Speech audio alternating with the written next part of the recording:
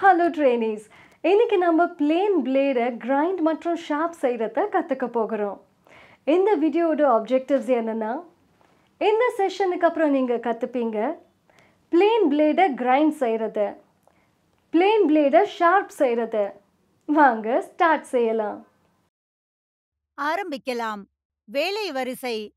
Jack பிளேனை தேர்ந்தெடுக்கவும். Cutting இரும்பு, தொப்பி இரும்பு மற்றும் ஜாக் விமானத்திலிருந்து வெட்ஜை சுத்தியலால் சிறிது தாக்கி அகற்றவும். அரைக்கும் சக்கரத்தை தேர்ந்தெடுக்கவும். அரைக்கும் சக்கரத்தில் விரிசல் இருக்கிறதா என்று சோதிக்கவும். கொள்கலனில் போதுமான குளிரூட்டி இருப்பதை உறுதிப்படுத்தவும். கருவி ஓய்வுக்கு அருகில் பாதுகாப்பு கவசத்தை குறைக்கவும்.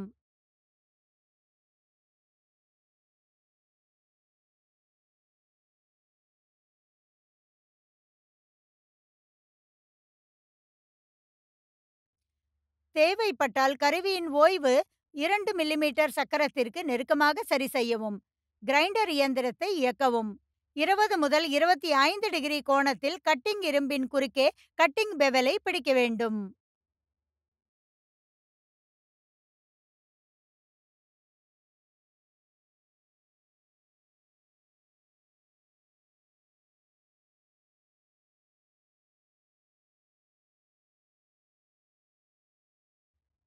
டூல் ரெஸ்ட் மீது வெட்டும் இரும்பின் உடலை தாங்கி புள்ளி சக்கரத்தை தொட அனுமதிக்கவும். கட்டிங் பெவலின் அதிகப்படியான வெப்பத்தை தடுக்க ஆழத்தை முடிந்தவரை குறைந்தபட்சமாக வைத்திருங்கள்.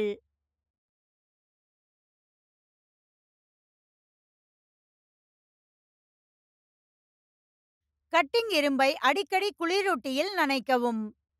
கட்டிங் எட்ஜ் ஐசி அனிலிங் விளைவிலிருந்து நீல நிறத்தை தவிர்க்கவும். கட்டிங் இரும்பை எண்ணெய் கல்லால் அரைத்து முடிக்கவும். கட்டிங் எட்ஜ் கல்லில் இணையாக இருக்கும் வரை பிளேடை வைக்கவும்.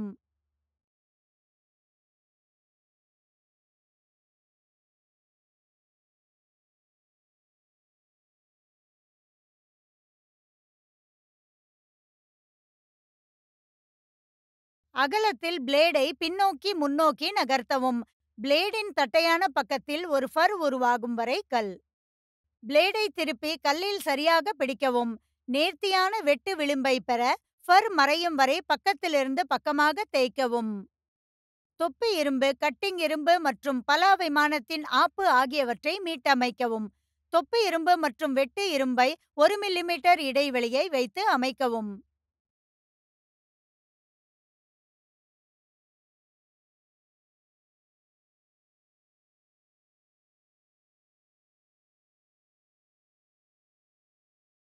ஒரு பிளேன் பிளேடை கூர்மைப்படுத்துவது நல்ல மேற்பரப்பை முடிப்பதற்கும் குறைந்தபட்ச முயற்சியுடன் சரியான திட்டமிடலுக்கும் கூர்மையான வெட்டு விளிம்பை உருவாக்குவது அவசியம்.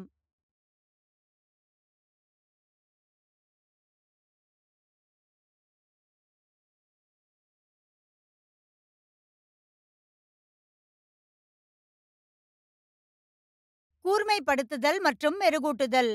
கூர்மைப்படுத்துதல் செயல்முறை எண்ணெய் கல்லில் மேற்கொள்ளப்படுகிறது. கத்தியை அதன் முனையுடன் கீழே தேய்த்து நிலையான மற்றும் சரியான கோணத்தை 20 முதல் 30 டிகிரி வரை பராமரிக்கிறது. ஒரு ஃபர் அல்லது கம்பி விளிம்பு உற்பத்தி செய்யப்படும் வரை இந்த தேய்த்தல் தொடர்கிறது.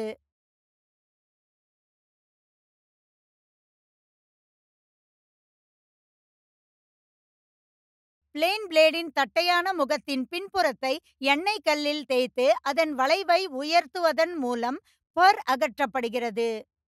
கூர்மைப்படுத்தும் போது உராய்வு காரணமாக ஏற்படும் வெப்பத்தை குறைக்கவும், எண்ணெய் கல்லின் துளைகளில் இருந்து உலோக துகள்கள் மிதக்கச் செய்யவும், இதனால் எண்ணெய் கல் அடைக்கப்படுவதை தடுக்கவும் எண்ணெய் பயன்படுத்தப்படுகிறது. இந்த வீடியோவில் பார்த்தது எல்லாமே நீங்கள் கற்றுக்கிட்டீங்கன்னு நான் நினைக்கிறேன். மீண்டும் சந்திப்போம் இன்னொரு வீடியோவில். அது வரைக்கும் தேங்க்யூ அண்ட் குட் பை.